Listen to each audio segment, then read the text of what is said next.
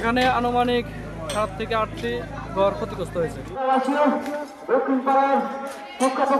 আমাদের এলাকার দোকানপাটের মধ্যে আগুন লাগা দিচ্ছে।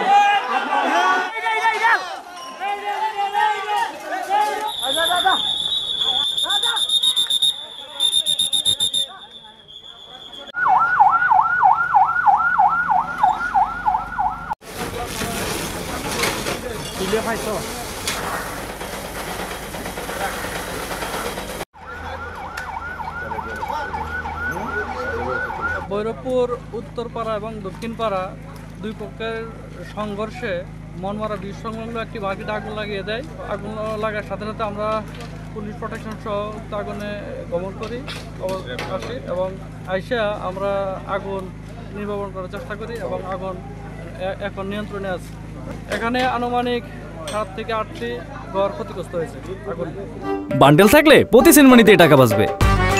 বিকাশ সেনমানি বান্ডেল কিনে জিতুন প্রতি লেনদেনে।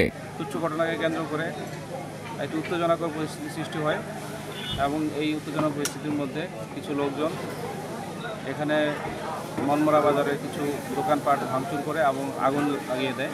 পরবর্তীতে আমরা ঘটনাস্থলে খবর পেয়ে চলে আসি। যৌথ বাহিনীর অভিযান অব্যাহত ছিল এবং যৌথ বাহিনীর অভিযানের কারণে এখন এলাকার আইনশৃঙ্খলা পরিস্থিতি সম্পূর্ণ নিয়ন্ত্রণে আছে।